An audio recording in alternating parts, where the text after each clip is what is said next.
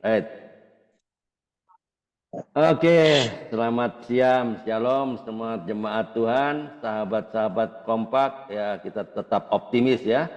Untuk hari ini ya juga mungkin ada teman-teman yang saat ini sedang dalam perjalanan untuk mengikuti Zoom kompak siang ya. Selamat siang bagi teman-teman yang ada di virtual Zoom maupun yang saat ini sedang menyaksikan di YouTube channel, Facebook maupun di Instagram ya. Kita akan mendengarkan kesaksian dari narasumber kita ya, yang saat ini sudah hadir di virtual Zoom ini ya.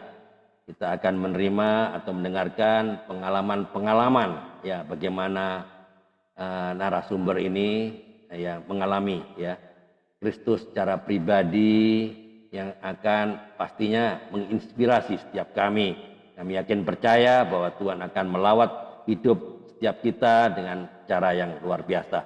Selamat mengikuti acara setiap sesi demi sesi Zoom kompak siang ini. Haleluya. Oke, Bapak Ibu yang terkasih di dalam Tuhan Yesus ya, salam, senang sekali hari ini ada berkat Tuhan yang baru, kasih setia, damai sejahtera, sukacita yang Tuhan curahkan bagi setiap kita yang percaya kepada Dia. Amin. Oke, sebelum kita mulai podcast kompak siang hari ini ya, mari kita tunduk kepala, kita satukan hati, kita berdoa. Terima kasih Tuhan Yesus, kami boleh ada sampai dengan hari ini di tempat ini, di Zoom, virtual Zoom kompak siang ini dalam keadaan yang baik-baik saja, dan semua itu karena anugerah-Mu, karena perkenanan-Mu.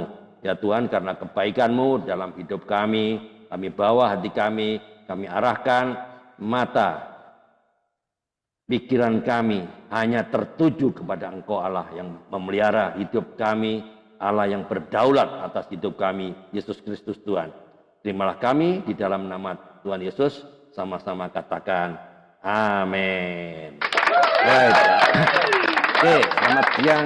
Pak Karel sudah masuk. Bentar ya, saya kasih co-host dulu. Alright. Ya, Karel sudah masuk. Ya. Alright, selamat siang semuanya. Selamat datang di podcast kompak siang seperti biasa ya. Kita hadir setiap Senin sampai hari Kamis mulai pukul 13.00 waktu Indonesia bagian Barat. Ya, tepat ya sampai selesai ya. Kita selalu menghadirkan obrolan inspiratif yang memperkaya iman dan wawasan kita. Hari ini kita sangat bersyukur ya, saya sangat bersyukur bisa menghadirkan Pak Edi Budianto ya, seorang yang luar biasa bagaimana dia mengalami Kristus ya, bukan kata orang tapi dia mengalami sendiri ya.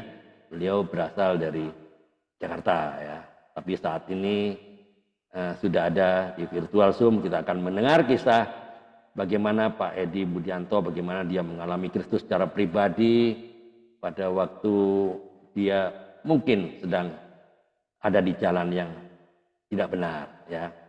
Pengalamannya, pelayanan beliau pasti akan menjadi berkat bagi setiap kita ya.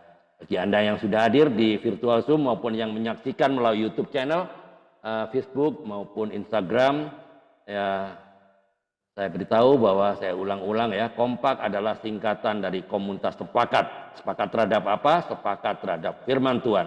Seperti yang tertulis di dalam Yohanes 1 ayat 1 berbunyi, pada mulanya adalah firman. Firman itu bersama-sama dengan Allah dan firman itu adalah Allah. Itu artinya apa? Alkitab adalah the highest authority, ya, otoritas tertinggi dalam kehidupan orang percaya. Otoritas tertinggi itu bukan gereja, bukan pendeta, bukan pastor, dan bukan yang lain ya. Otoritas tertinggi adalah firman Tuhan. Oke. Oke, great.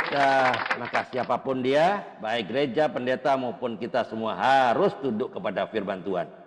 Bagi Anda yang saat ini sedang menyaksikan di YouTube channel, ya, saya mengajak Anda untuk membagikan siaran ini ke komunitas-komunitas yang lain, karena ini adalah bagian dari amanat agung seperti yang tertulis dalam Matius 8 19-20, pergilah jadikanlah semua bangsa muridku, dan Markus 16 ayat 15, pergilah ke seluruh dunia beritakan Injil, dan Kisah Para Rasul 1 ayat 8. Kamu akan menjadi saksiku. Mari kita bersama-sama sampaikan kebenaran firman Tuhan kepada semua orang ya.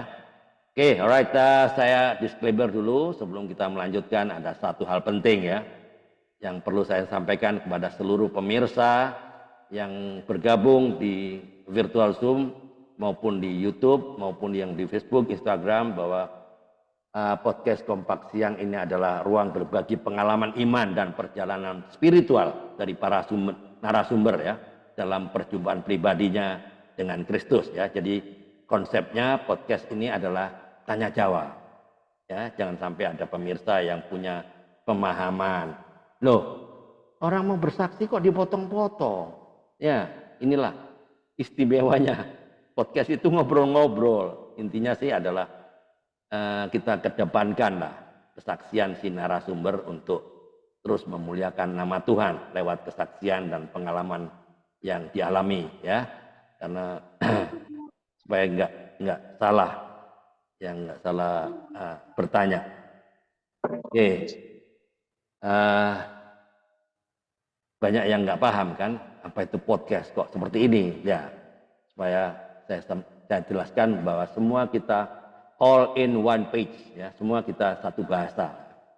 Jadi saya berkewajiban untuk menerangkan agar kita semua bisa mengerti ya. Podcast ini tidak bertujuan untuk menyinggung atau menjelekkan agama yang lain atau kepercayaan apapun lah. Kami percaya bahwa setiap orang punya perjalanan spiritualnya masing-masing, dan dalam podcast ini kita hanya membahas bagaimana narasumber Pak Edi ini mengalami kasih dan kuasa Tuhan dalam hidupnya ya. Mari kita saling menghormati dan menjadikan ruang ini sebagai tempat bertumbuh dalam kebenaran firman. Ya, terima kasih atas perhatiannya. Mari kita lanjutkan perbincangan ini dengan penuh sukacita. Right, sebelum ini ya saya akan menyampaikan ke Pak Edi. Baru ada berapa ini? 4 orang. Ya, oke, Pak Edi, biarkan boleh Pak Edi boleh mulai ya. Saya berikan Pak Edi layar ya, bentar ya. Spotlight for everyone. Oke. Itu masuk Pak Andre, Pak Bu Teti Simanjuta Kepas. Oh ya. Oke, selamat. Oke. Selamat siang Bu Teti, bisa bergabung. Oke, ya. Oke, kita ada di sini di Kompak setiap Senin sampai Jumat ya. Setiap Senin sampai Jumat saja mulai pukul 13 ya.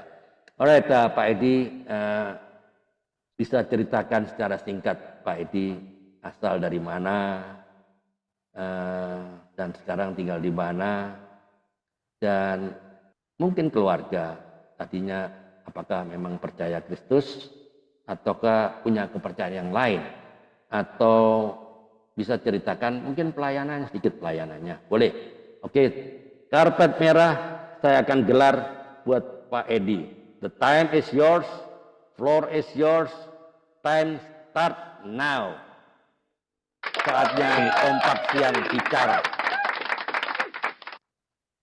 Ya, shalom semua. Terima kasih Pak Andre sudah mengundang saya bisa menyampaikan kesaksian testimoni ya pagi siang ini.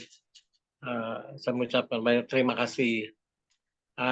Perkenalkan, saya nama Edi Budianto, memang asli dari Bandung. Tapi karena pekerjaan dulu ditarik ke pusat di Jakarta, jadi saya harus pindah juga dengan keluarga di sini. Itu ya. Nah, saya sekarang di BSD Pak tinggalnya. Dan Serpong. apa? Serpong, BSD Serpong. Nah, Bumi Serpong. Nah, ya saya mengalami Kristus itu secara langsung ya. Nanti saya ceritakan karena dulu saya juga menganut agama yang cukup boleh dibilang ketat ya, taat, ketat, dan ada orang Disiplin. bilang ekstrim juga. Ya, disiplin ya. Disiplin ekstrim. Betul, betul. Saya tahu. Nah, begitu Pak Andre. Mungkin ada pertanyaan lain, boleh silakan. Ya, boleh ceritakan mengenai keluarga secara singkat. Pak Edi anak yang keberapa, Ya. dan apakah saudara kandung Saya sudah mengenal Kristus? Saya dari 9 bersaudara, Pak. Jadi Wus. saya nomor 2. Wow, keluarga besar Pak ya? Umur saya 7, keluarga besar. Umur 73 sekarang saya. Oh, ya, seumuran jadi, kita Pak, seumuran. Tahun 52 kan? Umur ya? Tahun Iya 52. Betul. Itulah saya tahu. Mungkin nggak beda jauh lah. Ya. Nah, ya berterima kasih diberi kesehatan yang baik ya. Amin. Gitu kan. Nah, dari 9 saudara ini, saya yang pertama menjadi masuk malah organisasi ini ya. Saya singkat saja SY ya Pak ya. Ya. Ini organisasi yang mungkin bapak-bapak sudah pernah kenal lah, yakin saya. Karena pintu rumahnya pasti pernah diketuk.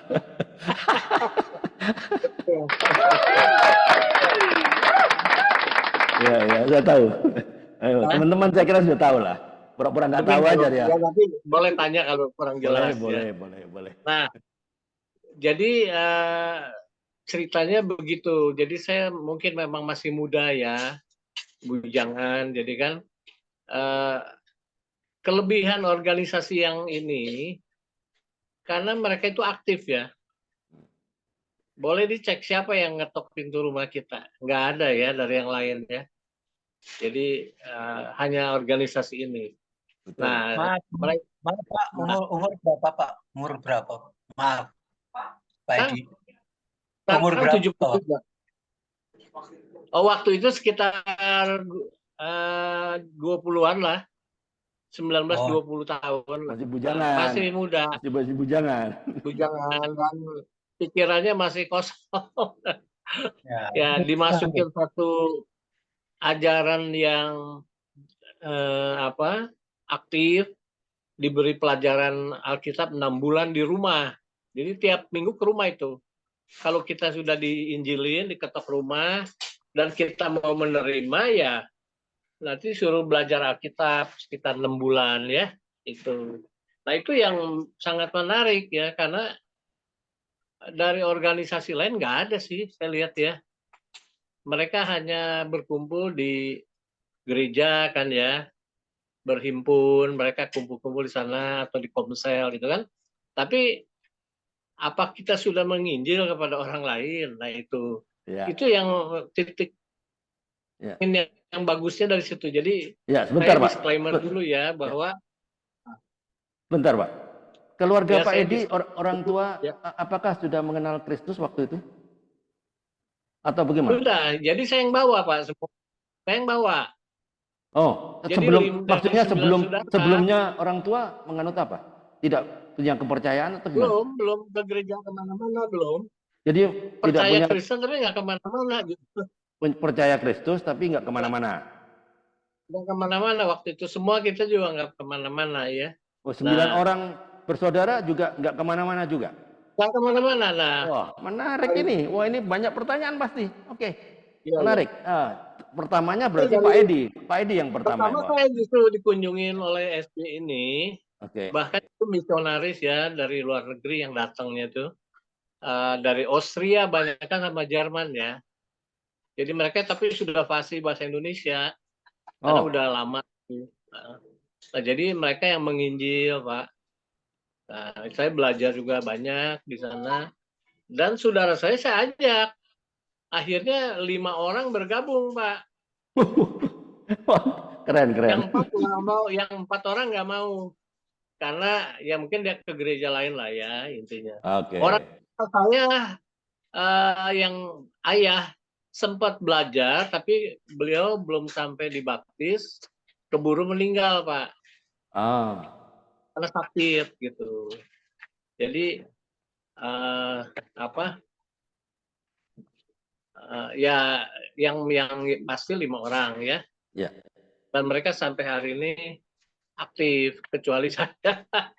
Saya yang udah non aktif jadinya. Oke, Nah, nanti Pak Edi, bentar Pak Edi. ya, Pak Edi ya. sebelum mereka mengetuk pintu, ya, Pak Edi percaya kepada siapa? Atau nggak punya ateis atau gimana? Saya sih percaya Kristus ya, udah denger kan Kristus itu Ah, di sekolah dimanapun udah tahu. oh, oke. Ajaran Lalu? ini kan belum tahu. Oh, Gitu. acara ini belum tahu. Ya, Belum disinilah tahu. teman-teman, perhatikan ya.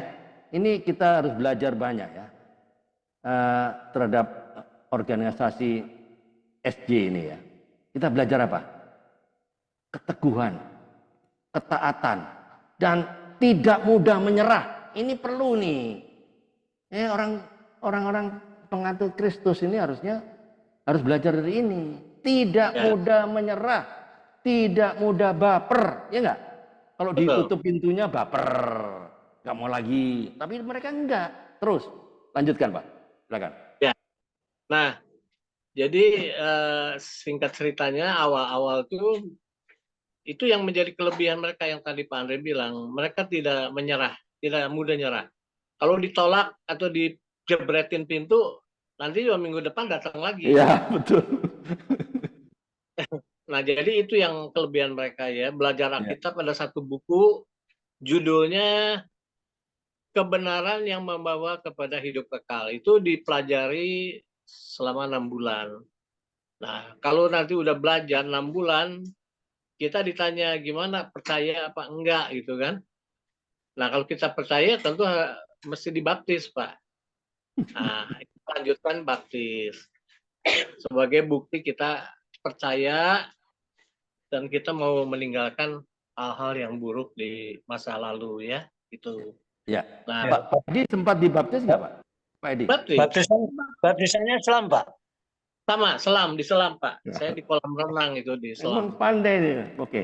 Nah, Pak Edi, waktu Pak Edi menerima pengajaran SJ ya, ya kita sebut aja SJ. Apa nggak ada rasa sesuatu yang aneh di situ dari lubuk hati Pak Edi yang paling dalam? Ada sesuatu nggak? Ya. Saat itu kita kan pengetahuannya juga mungkin belum begitu dalam, Pak ya. Oh ya, Pak, umur 20 ya. Ya, jadi Oke. waktu menerima itu kita polos-polos aja, Pak, terima aja. Dan penuh semangat bahkan. Jadi boleh dibilang itu kasih saya yang mula-mula, Pak, di situ. Oh, oke. Ya, paham. Betul-betul bersemangat ya. Nah, jadi tapi nanti saya ceritakan lagi lah pengenalan kepada Kristus bagaimana gitu kan. Ya. Nah, gitu Pak. Ya. Berapa lama Pak Edi prosesnya itu dan untuk mengarah ke baptisan tuh kira-kira 6 bulan atau berapa? 6 bulan lah. 6 bulan ya. 6 bulan lah. Waktu ditawarin baptis, apa yang terjadi? Pak Edi bagaimana? Ya, jadi saya sih bilang oke, saya siap dibaptis, saya percaya itu kan. Oke, Pak Edi sempat dibaptis ya? Ya, dibaptis. Oke. Sempat dibaptis, lalu setelah dibaptis tugas apa? Tugas apa Pak Edi yang dapatkan? Pertanyaan yang bagus ya dari Pak Andre tadi, kenapa teman-teman SY ini sangat militan ya, sangat bersemangat gitu ya. Kita harus belajar ini, betul. Kita ada satu hal yang belum pernah dilakukan di gereja. Jadi kita jemaah gereja itu hanya mendengarkan satu arah. Betul. Ya. Nggak ada praktek. Nggak ada praktek. Jadi obesitas rohani Pak ya. Obesitas rohani, asam urat rohani, asam lambung rohani itu yang terjadi. Tapi mereka nggak merasakan. Banyak yang obesitas rohani. Pinter, jago mimbar. Ya. Tapi nggak lakukan. Pemudahan nggak lakukan pemudahan. Penginjilan nggak lakukan. Ya. Tapi mudah-mudahan nggak di gereja sini lah, gereja di Afrika sana Pak. Ya, jadi saya bercerita ini bukan untuk menyudutkan siapa, enggak, tapi kita menceritakan apa yang sebenarnya terjadi, gitu ya. Jadi kalau ada kebaikan atau kelebihan dari organisasi yang dulu saya, ya kita wajib hormati juga ya. Tapi kalau yang kita rasa wah nggak bagus ini ada sesuatu nih penyimpangan, ya, ya bukan untuk menjelekan juga, karena itu faktanya begitu. Betul, ya. Jadi saya nggak dalam posisi untuk menjelekan atau menyudutkan. Tapi kalau yang baiknya tentu boleh kita ambil Oh, juga. itu pasti ada baiknya lah ya. Ya. Ada positif, Pasti. ada negatifnya kan. Pak Edi kapan Betul. Pak Edi mengalami titik balik bahwa ini ada something wrong di sini, ada Ya. sesuatu yang mengusik, menggelitik. Ya. Kapan Ya. terjadi dan apa saatnya itu? Baik. Nah, saya cerita dulu sedikit Pak yang tadi pengalaman kenapa militan.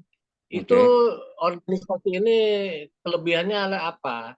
Seorang jemaah, Pak, kalau kita di gereja ya, jemaah saja ya, itu harus aktif, Pak.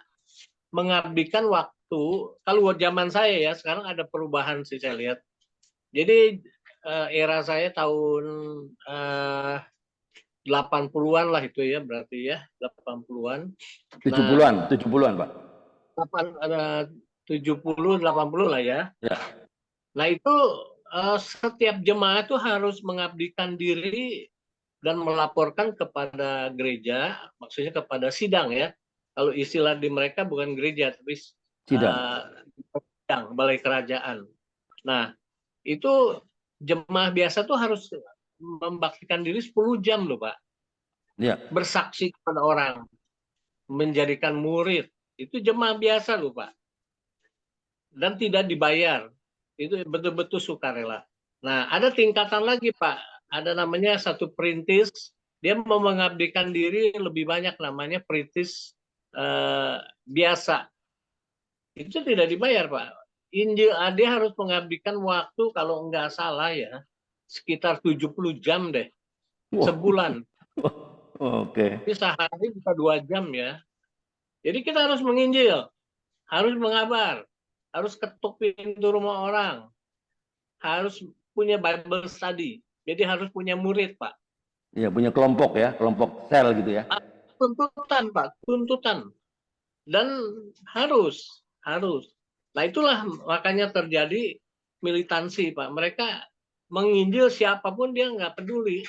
Jadi kita sudah ke gereja itu nggak masalah buat mereka. Apakah belum ke gereja atau orang non Kristen ya? Untuk mereka nggak ada masalah, Pak. Pokoknya saya harus kunjungi gitu. Iya. Makin ditentang sama orang itu, makin besok datang lagi. Iya, betul. Gitu, Pak. Ya. Militansinya. Nah, yang menjadi apa? Tadi Bapak tanya apa? Titik ada balik. Perubahan. Ya, titik balik ya. Ya, titik balik ya. Ya. Jadi memang begini, Pak. Kalau kita yang mesti diamati dari satu organisasi, Pak, nomor satu adalah nubuatan.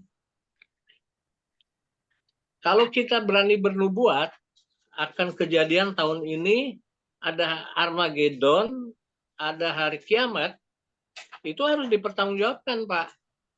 Karena EC ini 2 kali bernubuat, tapi nggak tergenapi.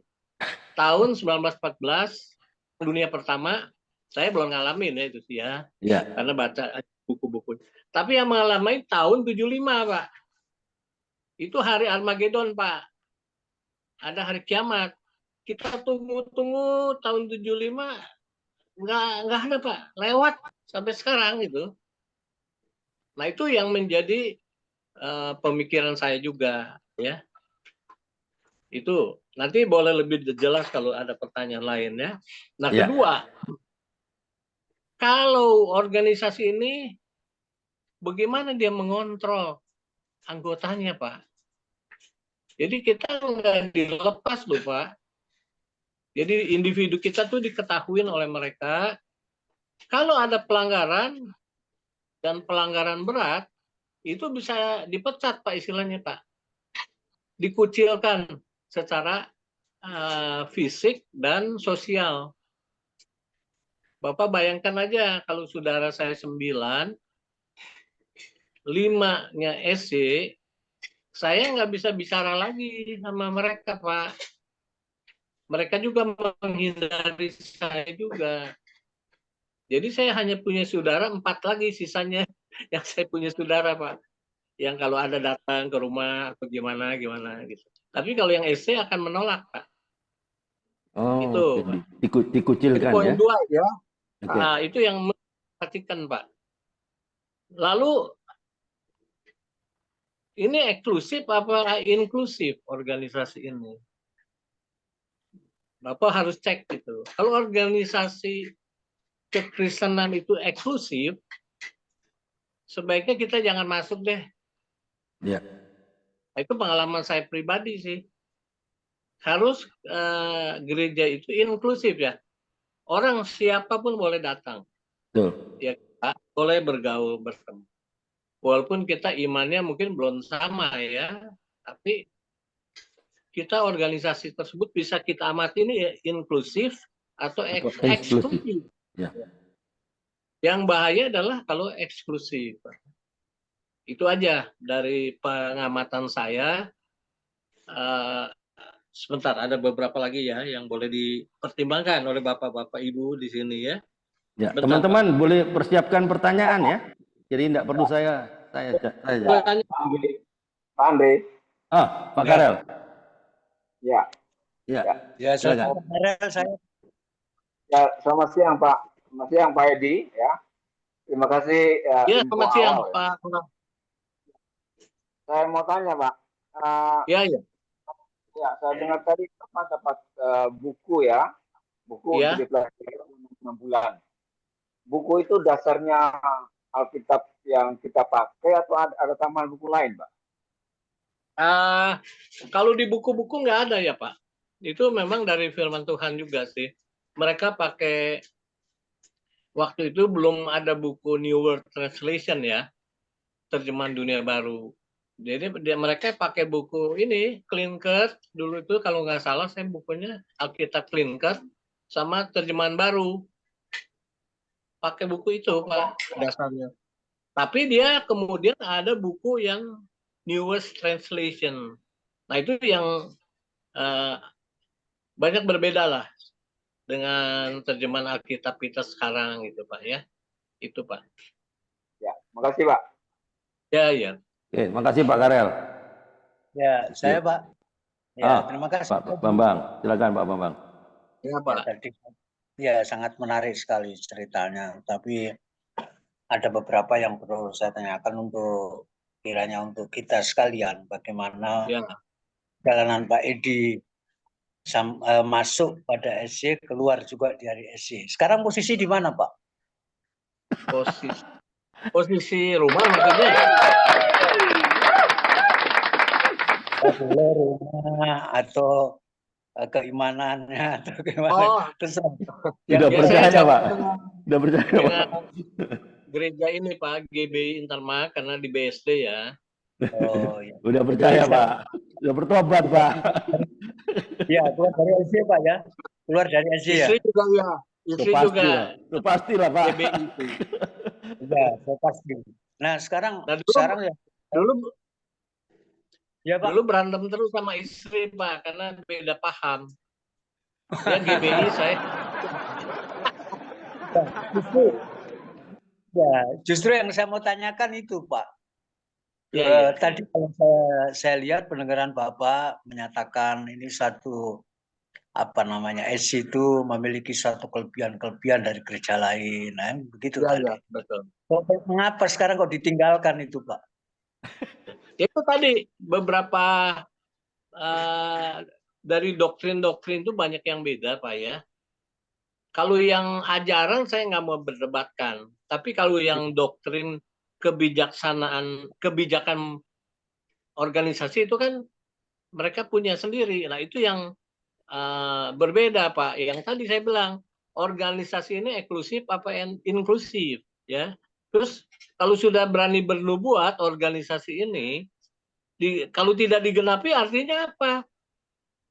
Gitu kan? Nah terus ada kultus juga Pak, ada kultus individunya juga di sini Pak. Jadi ada satu kalau di SC ini ada satu namanya Badan Pimpinan, Pak. Itu di Amerika, di New York. Itu keputusannya ditaati sampai di kita, sampai Indonesia. Jadi itu ada 6-7 orang, Pak, governing body namanya, governing body. Mereka kalau udah bilang begini, begini. Nah, itu diterapkan, Pak. Nah, itu yang agak menjadi kita turning point di situ, Pak. Ya. Ya, ya. Terima kasih Pak informasinya Pak Edi. Jadi saya semakin jelas bahwa semakin Pak Edi Budianto mengenal akan SJ itu, semakin menyimpang jalannya ke dalam kebenaran firman Allah. Begitu Pak kira-kira ya Pak? Betul. Jadi kalau dari ajaran tentu ada yang sama ya. Ya. Katanya tidak percaya. Tidak sama Pak ya. Ada yang Kalau sama dari berarti segi ajaran ada yang sama, ada yang tidak. Contohnya gini Pak. Masalahnya itu yang tidak sama itu. Ya. Ya. Nah jadi Pak Edi. Ya, ya. Lanjut Pak. Tapi saya menyoroti bukan di segi ajaran ya. Saya menyoroti tadi kebijakannya ini Pak. Jadi penghakiman itu ada di mereka, bukan di Tuhan Yesus. Kalau kita berbuat salah, dihakimi oleh mereka, Pak. Dan Bapak dikucilkan, misalnya Bapak punya saudara, tidak akan hanya bisa bertanya sama Bapak, ngobrol nggak akan. Dia nggak mau, Pak. Nah, terus kalau kita punya orang tua kita sendiri, dia seorang SY. Terus kita sudah dipecat oleh SY ini, dia juga nggak akan kontak kita, Pak. Nggak akan telepon kita. Gitu, Pak. Nah, itu yang hukuman sosial ini yang saya anggap ini menghakimi ya. Iya, iya. Kalau soal dipecat, saya mungkin setuju, Pak. Kalau nggak benar kan boleh aja dipecat dong. Tapi jangan dihakimi dengan cara-cara antisosial. Nggak boleh ditanya, nggak boleh ini, nggak boleh. Nah, ini yang menurut saya ini berlebihan. Saya berlebihan. Baik, Yesus mengajar demikian. Yesus nggak mengajar demikian. Dia ketemu orang pendosa, mengampuni. Yang perempuan itu, kamu Mami berapa gini-gini? Ya kamu bertobat, jangan berdosa lagi, jangan berbuat lagi. Dihakimi lempar batu, Pak. Enggak dilempar batu, dirajam loh. Harusnya dirajam kan. Nah itu banyak contoh Yesus mengajarkan kasih kok. Emang kita bersalah, Pak. Ada dosanya banyak. Gitu ya. Tapi saya yakin Tuhan Yesus mengampuni. Gitu. Bapak bisa dikatakan Pak Edi bahwa pengajarannya tidak dengan kasih, Pak ya? Terselubung jadi Pak. Kalau kita bilang nggak dengan kasih kan nggak mungkin. Terselubung Pak. Jadi memang diselubungi kasih, tapi sebenarnya ini mengontrol kita Pak. Gitu. Iya, iya, iya. Kalau saya sudah merasakan di situ Pak, sudah merasakan gitu. Jadi ketika kita memikirkan kembali semua ajarannya ini, kebijakan, ini ada satu penyimpangan menurut saya. Gitu. Kemudian Pak Edi dari pengalaman itu, kira-kira apa tujuannya mereka itu mendirikan SJ itu kalau iya, tujuannya kan dia amanat agung, Pak. Itu sama kita. Amanat agung Matius 28 itu kabarkanlah Injil ke seluruh muka bumi. Dan itu saya sudah lakukan sekitar 15 tahun, Pak. Iya. Saya dulu menginjil ke rumah-rumah orang, ada yang non-Kristen belajar satu keluarga, dibaptis. Ada yang dari gereja juga belajar, dibaptis. Jadi saya punya murid sudah, Pak, yang datang ke balai kerajaan waktu itu. Ya, sekitar 15 orang ada, Pak. Wow. Jadi saya membawa. Kira-kira itu berkandang di mana itu, Pak? Kenapa? Kandangnya di mana? Di SJ juga? Iya dong, kan saya waktu itu sebagai SJ kan. Nah, saya bekerja sepenuh full timer Pak dulu Pak, terjun di full timer. Jadi istilah mereka perintis ya, perintis Pak, pioneer. Nah itu saya menginjil sampai ke kota-kota lain selain Bandung, Bangka Belitung terakhir. Nah, di situ saya mengundurkan diri karena orang tua saya sakit ya. Nah, jadi buah roh itu, buah-buah yang kita hasilkan dari talenta, perumahan talenta itu adalah murid-murid, Pak. Iya, iya. Bukan kekayaan kan ya. Bukan kita punya kekayaan sekian bertambah, bukan. Berapa yang dihasilkan oleh kita? Buahnya apa? Yaitu murid-murid Kristus. Apa ada satu, itu nggak ada masalah. Bukan jumlahnya, tapi ada buahnya gitu. Ada hasilnya. Itu Pak yang mereka boleh kita tiru, boleh kita tiru. Kita harus menginjil loh Pak, jangan diam aja.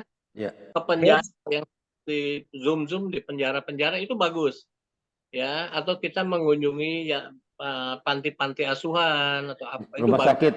Rumah sakit. Ya, tapi Pak, jangan lupa dari ke rumahnya sudah belum. Nah, kalau belum pernah, ini yang kita harus berani juga, Pak, gitu. Iya, iya, Pak. Jadi mendapatkan jiwa kan begini, Pak, maksudnya. Untuk kita menginjil itu, mencari jiwa, ada pemuritan, kemudian mereka adalah sebagai domba-domba yang kita gembalakan. Kan sebagai penggembala kita ini, ya di SC itu adalah merawat, kemudian memelihara, dan sebagainya. Bagaimana Pak itu? Aktivitas kegiatan yang dilakukan itu, Pak. Kalau di kita kan ada diakonia, ya, apa namanya, datang memperhatikan orang di panti asuhan, kemudian mereka yang lemah. Itu gimana, Pak? Ya, nah kalau mereka gini Pak, istilahnya balai kerajaan ya. Jadi ketika orang itu sudah dibaptis tadi ya, 6 bulan kemudian dibaptis, kita ajak ke gereja istilahnya, yaitu balai kerajaan hutan mereka. Di situ mereka dibina Pak. Ada pelatihan-pelatihan, jadi mereka minimal seminggu 3 kali Pak. Saya sebutkan aja yang hari Minggu itu mereka lakukan khotbah umum, lalu ada tanya jawab dari majalah Menara Pengawal, Pak, Watchtower. Mungkin pernah dengar ya, Pak. Nah, itu tanya jawab di situ. 1 jam. Khotbah 1 jam. Itu tiap hari Minggu. Terus hari Kamis itu ada pelatihan ini, Pak. Cara menginjil itu bagaimana? Itu. Kata-katanya apa? Firman Tuhan yang mau disampaikan apa? Itu di hari Kamis, itu ada kode etiknya, kita harus bagaimana, mana yang tidak boleh, apa. Nah, itu diajar, Pak. Ditrain di situ. Nah, itu tiap hari Kamis. Lalu ada hari Selasa, komsel namanya, Pak. Kayak kalau kita di gereja lah, komsel 5-10 orang lah, ya. Itu di situ ada buku-buku yang dipelajari, Pak. Ya, maksud saya itu pemeliharaan domba itu loh Pak. Setelah tadi itu kan yang Bapak ceritakan itu bagaimana kita menjadi seorang penginjil. Ya. Penginjilan itu dibekali seperti itu. Ini yang saya bicarakan itu domba-domba yang kita sudah dapatkan itu dia Pak. Tadi kan ada saya bilang ada kalau di gereja kami itu kan ada pemeliharaan ya. Kemudian ada apa di samping pemeliharaan apa ya Pak di pemuritan Pak. Pemuritan. Ya, begitu Pak. Jadi maksud saya bukan yang Bapak sampaikan tadi, kan kita kan mencari jiwa kan, mencari domba. Yang Bapak katakan itu adalah orang-orang yang dididik untuk mencari domba. Ketika dapat domba, apakah ada aktivitas dari SJ itu merawat ya, memperhatikan. Seperti kan kalau gereja itu salah satu dananya ada diakonia dan sebagainya gitu. Betul. Gimana? Ya, ada Pak, ada. Jadi kita makanya dalam perhimpunan balai kerajaan itu mereka dipelihara di sana Pak.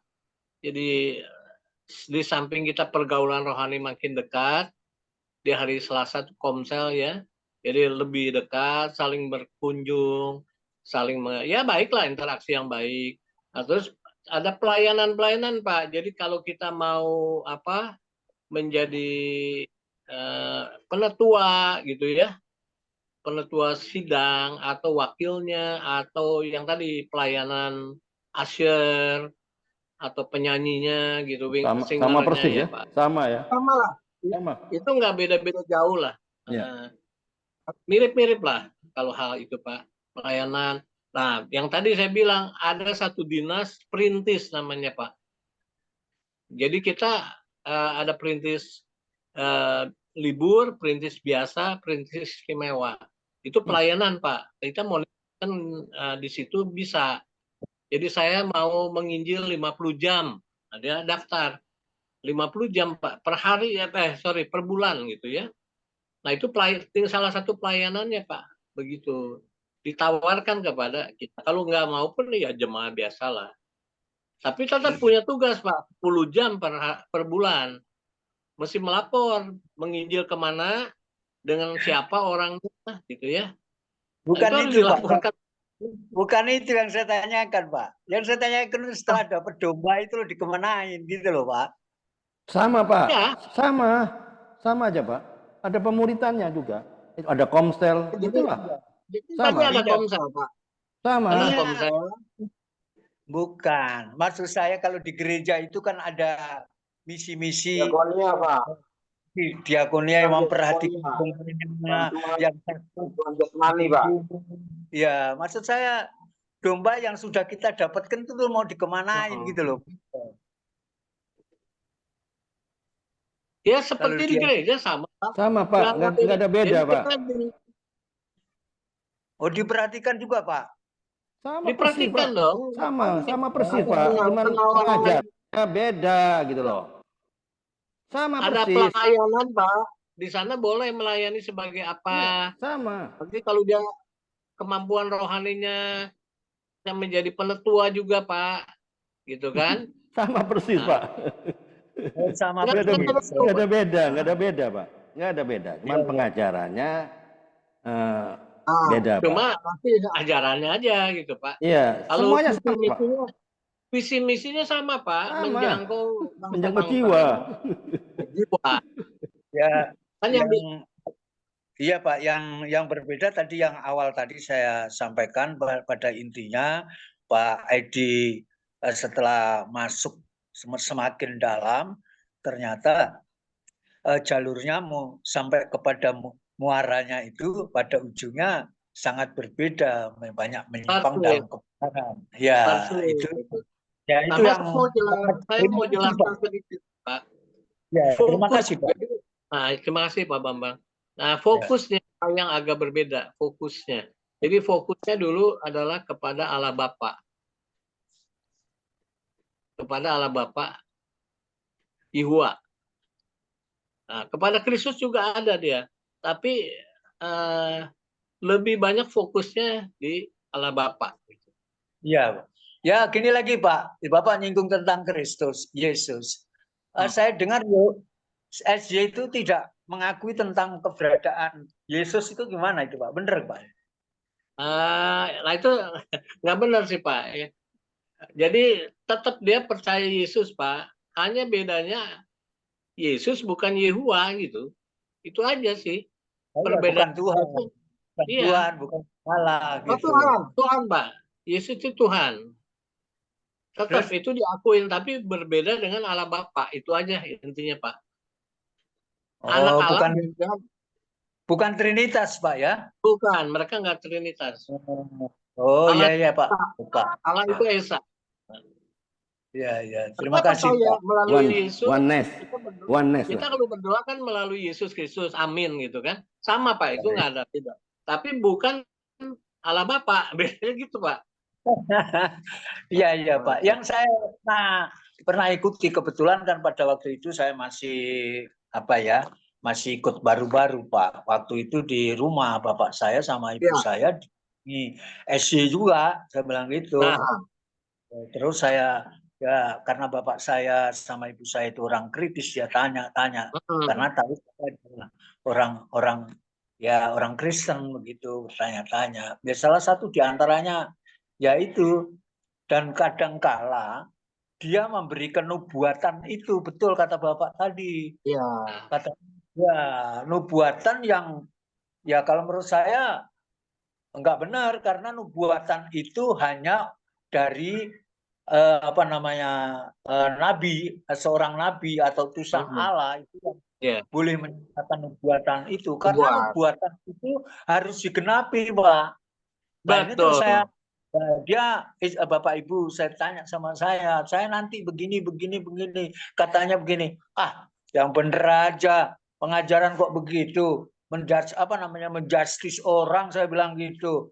Saya bilang itu hanya PHP, saya bilang gitu, agar supaya ikut ajaran dia, saya bilang gitu, Pak. Gitu. Jadi betul kata, semakin yakin bahwa mengenai keterangan Bapak tadi tentang SJ, memang begitu keberadaannya. Nah itulah perbedaannya itu sangat jelas itu. Terima kasih Pak Edi. Jelas. Sama-sama Pak. Oke, makasih Pak Bambang. Oke, Bu Teti ada yang mau ditanyakan, Bu Teti? Bu Teti ini yang sekolah Alkitab nih, teologi, sekolah teologi. Silakan buka mikrofonnya, Bu Teti. Halo, Bu Teti. Nggak monitor. Ya, Bu Teti. Silakan Bu Teti. SC tidak mengenal Trinitas, Bu. Bu Teti nggak monitor, Pak, dia. Monitor ya, nggak dengar ya. Oke. Ya, menyusul lah. Ya. Pak Edi, pertanyaan saya. Ya, pertanyaan saya. Pak Edi, waktu Pak Edi mengikuti SJ, apa komen dari istri, Pak? Ada komen dari istri? Ini bertentangan, Pak. Makanya sebenarnya ini satu pengajaran juga yang tidak boleh dilanggar, yang bisa berakibatkan pemecatan, itu perkawinan, Pak. Kita harus satu iman. Betul. Nah, saya melanggar itu, tidak satu iman istilahnya. Betul, Pak. Makanya ribut terus rumah tangga saya.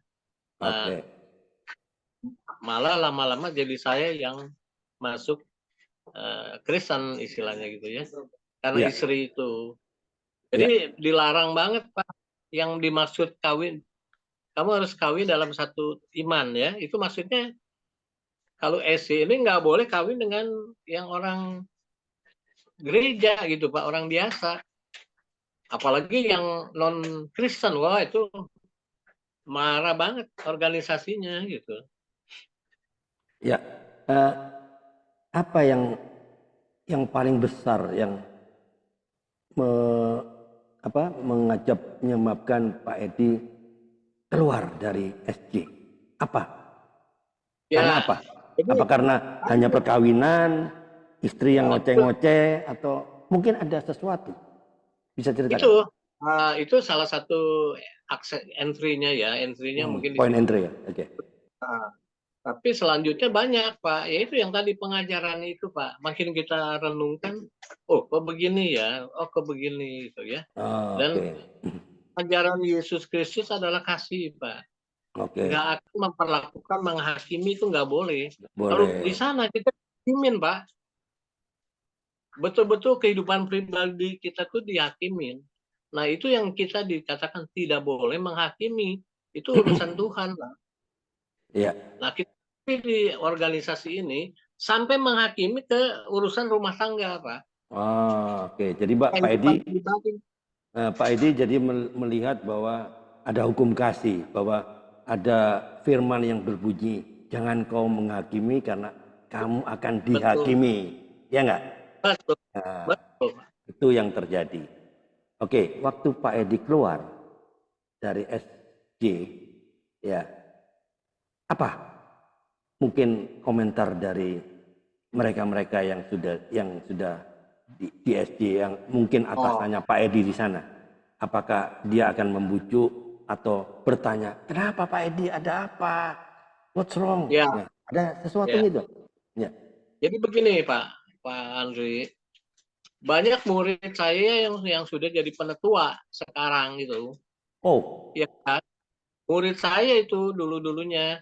Nah, tapi mereka terikat tadi, tidak mau bicara, Pak. Oke. Jadi saya putus hubungan. Ini kan kejadian 35 tahun yang lalu lah katakan ya. Oke. Sudah lama. Ya. Dan mereka tidak pernah telepon saya selama 35 tahun. Bahkan dulu yang mengadili saya dikeluarkan itu sudah meninggal semua. Jadi itu hukumannya Pak, saya tuh dihukum sosialnya di sana. Tidak akan dikunjungi, ditanya lagi, mungkin saya udah meninggal juga mereka nggak tahu. Gitu Pak. Iya. Itu yang saya anggap menghakimi Pak. Iya. Ya, oke. Selain Pak Edi, ada nggak Pak Edi yang lain yang di SJ ini yang keluar juga seperti Pak Edi? Apa cuma Pak Edi waktu itu? Banyak Pak. Hanya kita, saya sendiri sampai hari ini lagi cari organisasinya Pak. Jadi mantan SJ namanya Pak, organisasinya itu.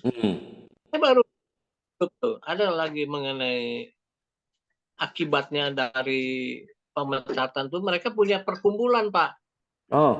Oke. Untuk terapi healingnya, bagaimana mengcounter doktrin-doktrinnya gitu ya.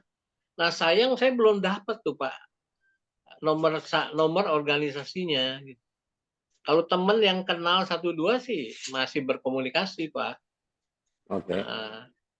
Malah yang udah bekas pecatan mereka itu masih bisa ngobrol sama kita. Tapi yang masih asli di sana udah kagak ngobrol apa.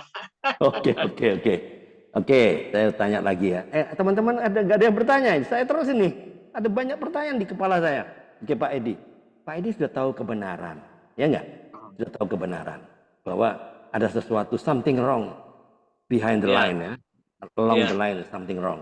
Nah, berarti ada penghakiman seperti itu. Nah, sudah tahu kebenaran. Apakah Pak Edi nggak mencoba menghadirkan ini, menyampaikan kepada saudara kandung Pak Edi yang masih SJ, Pak? Nah, itu Pak. Ya, begini Pak. Jadi kapan saya punya saudara yang di Bandung,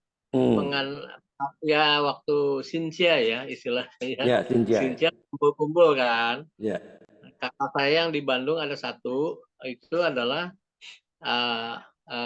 ya orangnya mampu lah secara ekonomi ya dibanding kita ya. Kita sih orang biasa lah.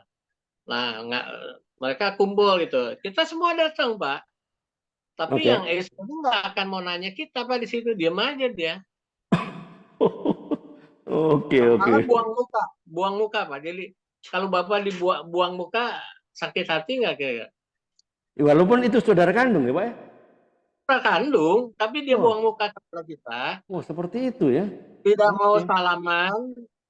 Apa kita sakit hati nggak Pak? Oke. Nah itu yang saya menganggap itu menghakimi Pak. Iya. Nah di situ Pak Edi nggak ada tergerak Kak dalam hati kecil. Saya mau duluan lah. Boleh kita ngobrol-ngobrol seperti itu, membuka. Kayaknya nggak mau. Dia nggak mau. Dia nggak mau ya? Dia nggak mau. Jadi selama pertemuan Sintia itu tidak ada komunikasi gara-gara berbeda paham. Nggak ada komunikasi. Saya yang dengan kan berapa meja gitu ya. Jadi saya ngobrol dengan saudara saya yang bukan SD.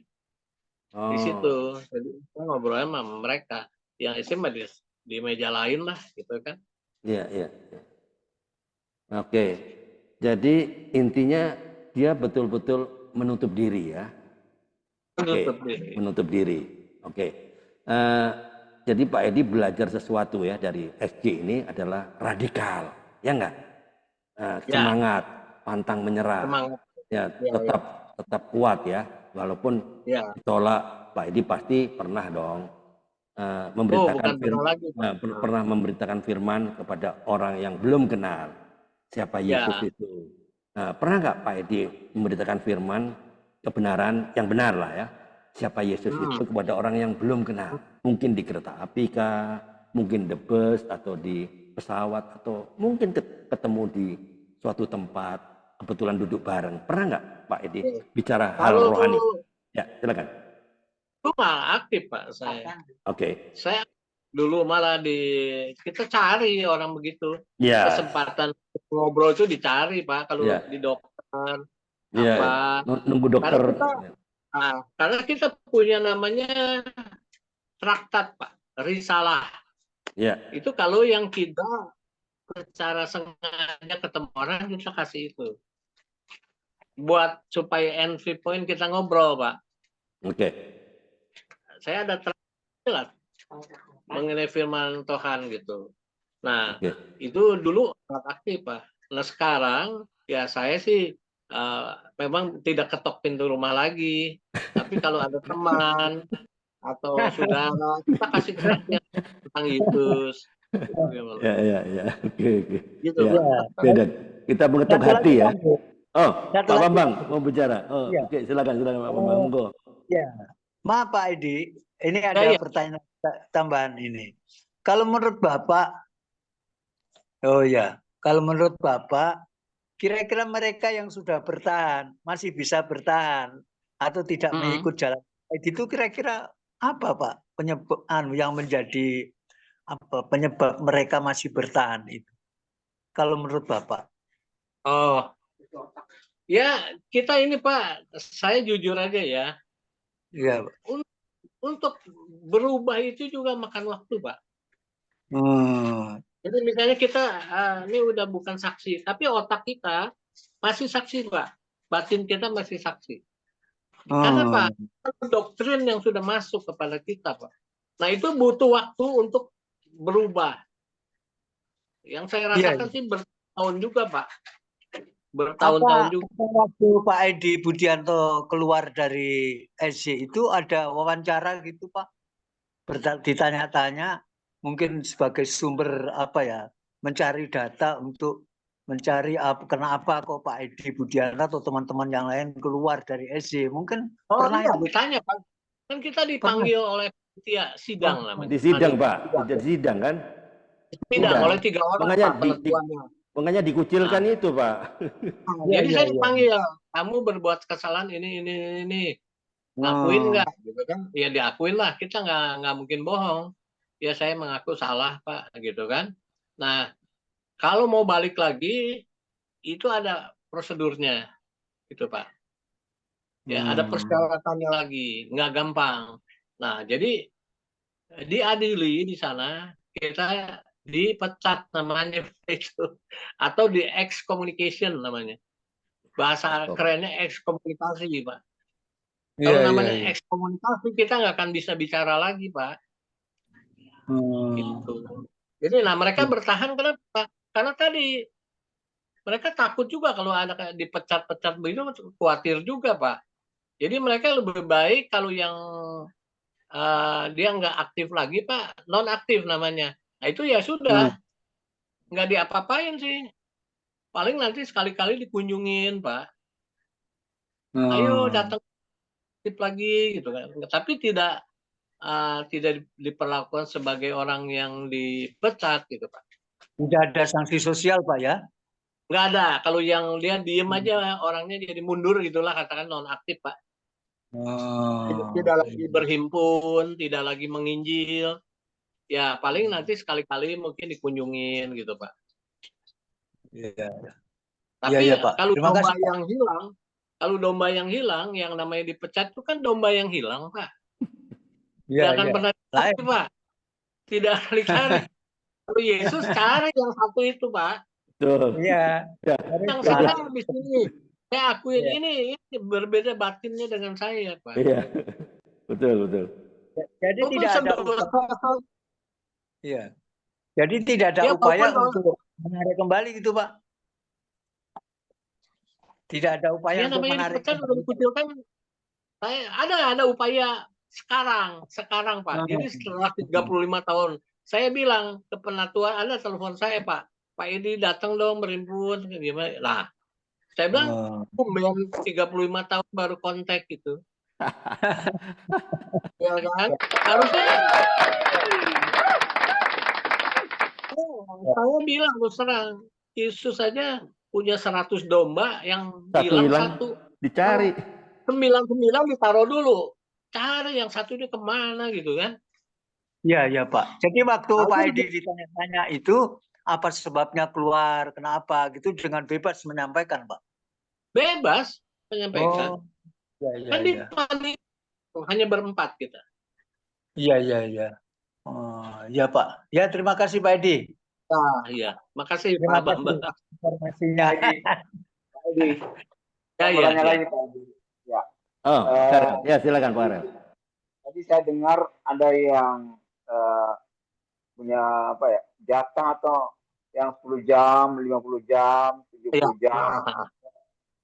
Itu ditentukan oleh siapa? Oleh atasan atau maunya sendiri, Pak? Gembala. Itu udah satu ketentuan dari organisasi, Pak. Jadi itu seluruh dunia sama.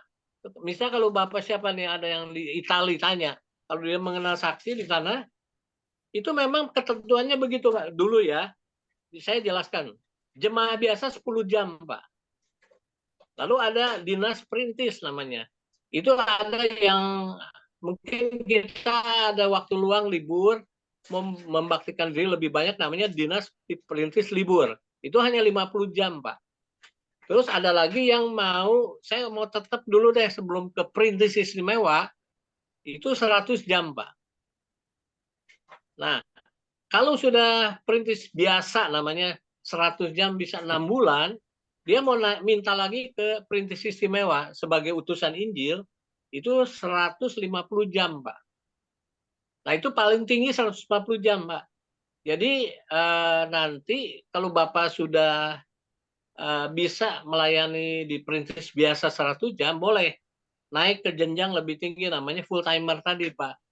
Nah, di situ Bapak mendapat tunjangan biaya hidup, Pak. Jadi kita nggak, dan memang kita nggak ada waktu lagi buat kerja, Pak. Bapak satu hari harus 5 jam loh, bayangkan.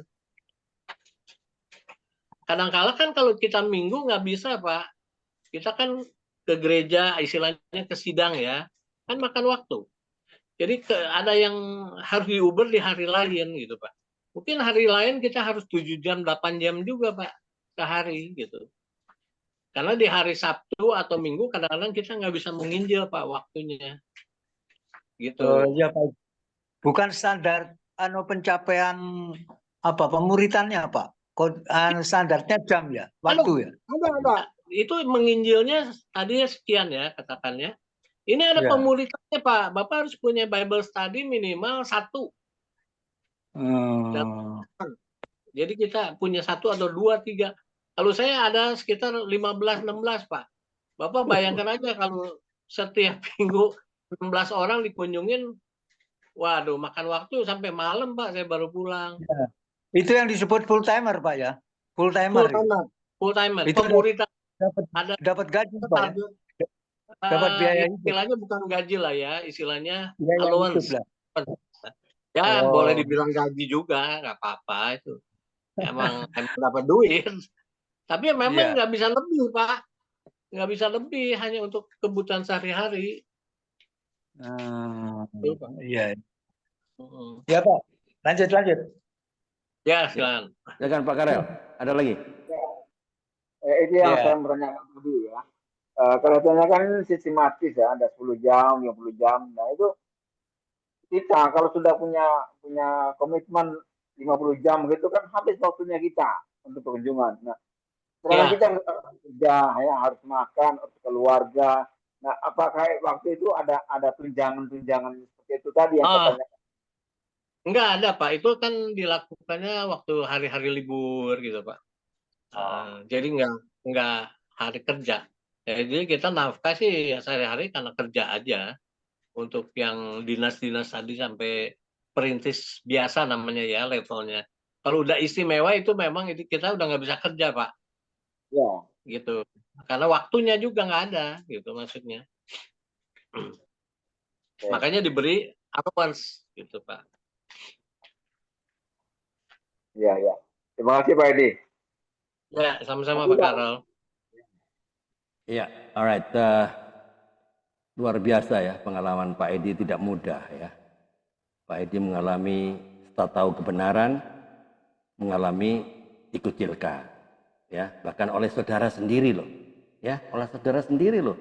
bisa dibayangkan oleh saudara kandung yang kita bersama-sama semasa kecil, ternyata gara-gara gara-gara berbeda server, saya bicara berbeda server kan, ternyata saudara kandung bisa tega loh mengucilkan makan sama-sama di meja yang berbeda, ya nggak? Berbeda, kok bisa seperti itu loh, ya gara-gara beda server. Nah, luar biasa ya. Padahal mungkin dia tahu kebenaran, apa mungkin dia nggak tahu? Kira-kira Pak Edi, bagaimana menurut Pak Edi? Dia tahu kebenaran nggak? Sebenarnya dia tahu tuh kebenaran. Gimana dia? Tahu Pak Edi? Tahu.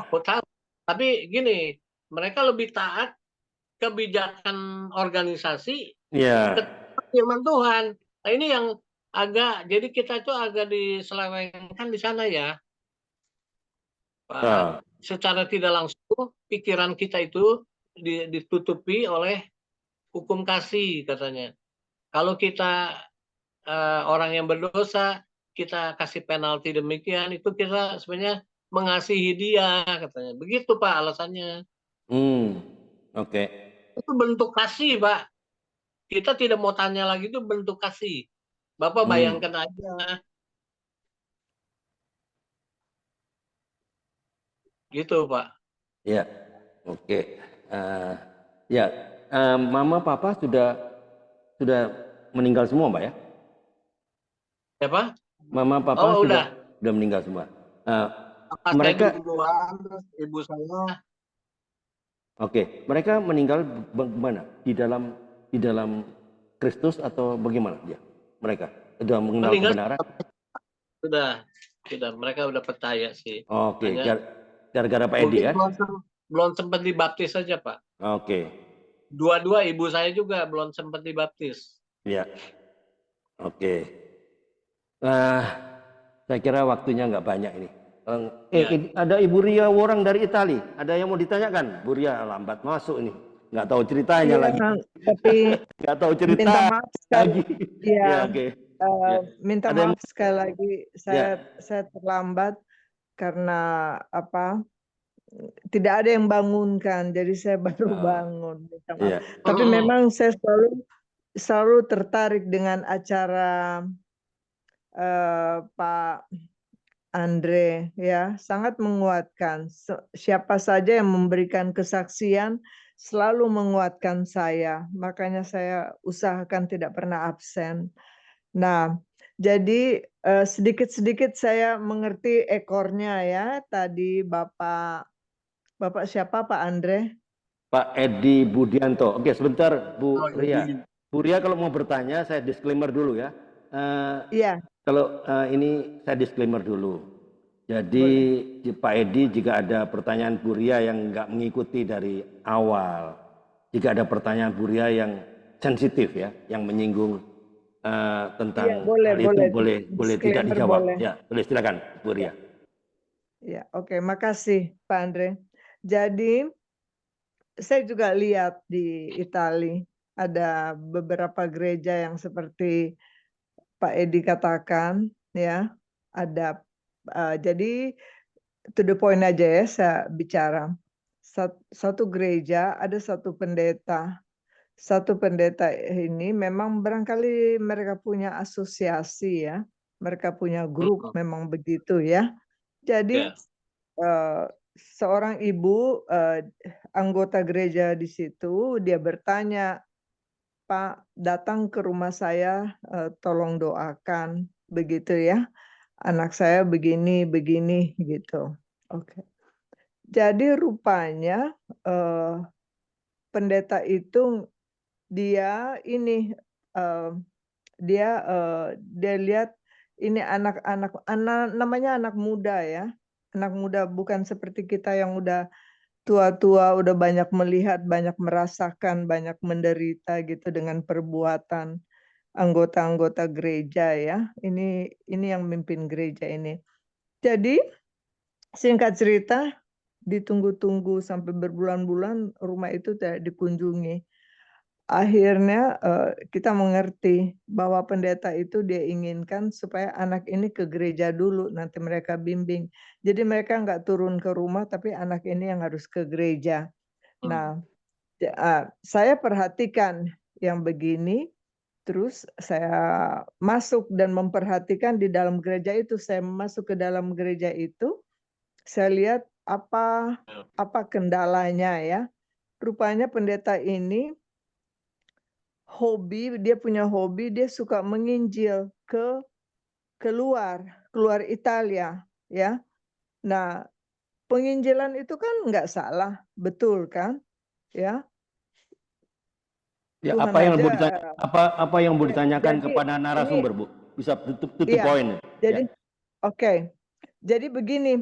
Jadi ini sebenarnya saya cepat-cepat bukan cuma memperkuat aja, cuma menyaksikan aja. Akhirnya kita yang melihat, kita punya kuasa. Kita punya kuasa, kita doakan itu pendeta, ya. Kita pegang firman Tuhan yang berkatakan tadi, si Pak Edi bilang, Tuhan Yesus aja, dia tinggalkan 99, dia cari 1 orang. Kita punya doa kuat. Akhirnya itu pendeta sudah tidak menginjil lagi di luar negeri. Nah, dia tobat nggak itu? Jadi dia udah nggak punya hobi yang menginjil karena kan perlu uang. Itu satu. Ini yang kedua, ini jalan keluar juga. Itu pendeta-pendeta yang punya sifat terlalu penuh dengan organisasi, lalu meninggalkan jiwa-jiwa yang udah hampir hilang di luar. Itu gampang itu. Kita kan punya kunci. Kita punya uang. Kalau dia nakal-nakal ya nggak usah kasih duit aja ke dia sebagai perpuluhan. Kasih aja ke orang pendeta-pendeta yang serius. Yang serius kita kasih perpuluhan. Yang penting Tuhan bilang, berikanlah supaya rumahku tidak kekurangan makan. Banyak gereja yang tulus-tulus pendetanya. Perpuluhan kasih aja ke situ. Oke, itu aja. Terima kasih Pak Andre. Tuhan berkati. Right. Oke, makasih Pak Bu Ria peneguhannya. Oke, Pak Edi, ada yang mau di komen? Silakan. Ya, kalau saya lihat Ibu Ria tadi, ya bagus ya, bisa membedakan jadi ya, bisa ini melihat gimana sih ini yang ini ya kita bantu dengan perpuluhannya ya yang otomatis yang benar lah ya, untuk penginjilan. Saya peka sekali yang begitu-begitu. Sangat peka. Ya, karena ya, saya selalu disakiti oleh gembala-gembala. Makanya saya udah terlalu peka. Oke, lanjut Pak Edi. Ya itu benar sih. Jadi kita menyumbang, mendonasi itu adalah bentuk kasih kita juga kan. Dan itu boleh. Artinya untuk penginjilan yang sebenarnya lah kepada gembala-gembala yang benar itu, jangan kepada yang salah gitu. Itu baik Pak Bu Ria. Terima kasih Bu. Oke, right. Ya, mantap. Ya, Bu Teti, ada yang mau ditanyakan, Bu Teti? Dari tadi diam-diam aja nih, atau nggak monitor kah? Bu Teti Simanjuntak. Ya, ya, dari tadi dipanggil-panggil nggak dijawab, jadi nggak tahu ceritanya ini. Jadi ada yang mau ditanyakan kepada narasumber ini, saya kasih kesempatan. Silakan. Silakan. Iya. Kedengaran suara saya Pak Andre? Benar, mantap Bu. Iya, baik. Terima kasih. Salam kenal Pak Edi ya. Kalau Pak Bambang Dani sudah kenal Bu. Pak Karel, Bu Awi, salam Bu siapa tadi Pak? Bu Ria, salam kenal. Iya. Iya, menarik. Jadi Bapak Edi itu tadinya dari keluarga Muslim atau enggak berarti bentar enggak menarik, enggak paham berarti enggak ikutin. Jadi gini. Sebentar. Bukan keluarga Muslim. Dia dari SJ. Dari keluarga. SJ itu apa itu SJ? Oke, saya nggak perlu saya sampaikan lah. Saya nggak perlu sampaikan di sini. Kalau nggak tahu ya nggak usah lah ya. Semua orang tahu lah, Tapi saya nggak perlu di sini karena ini Japri aja lah, karena itu rumahnya nggak dengar, nggak nyimak karena saksi jangan bicara itu, jangan bicara. Oke. Jangan bicara. Jadi Bu Teti nggak mengerti perbincangan ini apa karena nggak menyimak dari tadi. Jadi pertanyaannya sudah nggak jelas. Jadi japri saja ya. Jadi nggak perlulah. Oke, saya akhiri. Bu Teti sudah nggak ada lagi bertanya karena nggak nyimak, percuma. Jadi nanti japri aja kepada narasumber. Mohon maaf. Jadi ini waktunya habis ya. Pak Edi boleh berikan pesan moral apa Pak ke teman-teman yang di virtual Zoom maupun yang di Facebook channel ini? Wow, Facebook dan YouTube channel ini makin banyak orang di sini. Ya. Silakan. Terima kasih untuk di Zoom ini yang yang ada di Zoom ini, juga teman-teman yang di Facebook, apakah di YouTube ya. Dengan mendengar kesaksian saya, boleh mempertimbangkanlah kalau satu saat dikunjungi oleh saudara-saudara kita, teman kita. Jadi harus peka juga. Jangan langsung ditolak juga, nggak masalah itu. Silahkan kita duduk. Nah, kita buka firman Tuhan sama-sama. Kita tanyakan ke mereka, gitu kan. Nah, jadi biarlah menjadi bahan pertimbangan. Kita sudah memiliki pengetahuan ini. Poin-poin mana yang tadi kita anggap bertentangan, nah itu kita ambil. Biarlah kita melangkah ke depan. Kalau memang penginjilan itu emang bukan buat mereka saja ya, kita pun harus sih. Ya. Secara confidential atau kita secara pribadi, ketemu orang, banyak kesempatan untuk menginjil itu. Soal dia terima apa tidak, itu bukan urusan kita lagi ya. Amin. Yes. Yang penting kita sudah memberitahukan. Kalau dia menerima, ya puji Tuhan itu. Kita lanjutkan ambil dengan pelajaran dengan apa. Tapi kalau nggak mau ya sudah, kebaskanlah debu di kakimu. Amin. Aja nggak apa-apa. Yang penting kita, kewajiban kita sebagai orang Kristen itu yang diminta sebenarnya. Right. Jadi, orang Kristen hanya diem aja di rumah, tanda kutip ya maksudnya, ya ada yang kurang itu sebenarnya. Iya, betul. Tahun-tahun kita harus memberitakan firman Tuhan. Ya, keluar dari zona nyaman. Keluar dari zona nyaman. Amin. Oke, terima kasih Pak Edi. Ya, Bu Teti nanti boleh japri aja ya Pak. Ya, karena Bu Teti nggak nyimak, jadi nggak paham, jadi nggak apa-apa. Nanti Bu Teti boleh japri ya. Maaf Pak Andre, ini Ibu Teti ini teman saya juga ya. Iya, tapi ya teman atau tidak teman ini nggak ada hubungannya Bu. Karena ini kan pertanyaannya. Sebentar Bu. Oke, mengerti saya. Sebentar Pak. It's okay Bu, it's okay. The case is closed ya. Jadi Bu Teti rupanya nggak menyimak, jadi saya buang-buang waktu. Jadi nanti boleh japri selalu terbuka. Jadi waktunya nggak banyak ya. Nggak, waktunya habis Bu. Waktunya habis. Jadi saya simpulkan kalau boleh saya closing statement hari ini. Jadi pesan moral yang dari kesaksian dari Pak Edi, pesan moralnya mengajak setiap kita ya, setiap individu untuk tidak takut mengevaluasi diri. Ya, jika perlu meningkatkan sistem kepercayaan yang dirasa tidak lagi mendukung pertumbuhan spiritual kita. Ya, pada akhirnya yang penting apa? Menemukan kedamaian batin dan hubungan atau relasi yang otentik dengan Tuhan. Dan yang mengutamakan apa? Kasih, kejujuran, dan kebebasan dalam pencarian kebenaran itu. Apakah selama ini kita salah nggak? Nah, ternyata Pak Edi sudah menemukannya, dan itulah closing statement dari saya. Oke, terima kasih. Tuhan Yesus memberkati. Kita ketemu lagi, Pak Edi. Berkati. Oke, silakan Pak Karel. Kalau mungkin ada closing statementnya, silakan Pak Karel. Ya, silakan. Saya mohon maaf ya kepada teman-teman yang lain ya, karena waktu kita terbatas. Terbatas Bu, mohon maaf. Iya, mohon maaf, sekali mohon maaf. Bisa japri langsung pada Pak Edi. Saya kira Pak Edi siap. Ya, Pak Edi siap. Ya. Mantap, luar biasa. Pak Edi ya. Ya, boleh. Boleh nanti Bu Teti Ada nomornya, saya minta Bu Tepi kalau boleh. Ada. Terus saya kontak dong. Ya, oke. Kita akan lanjut ya untuk sesi berikutnya ini.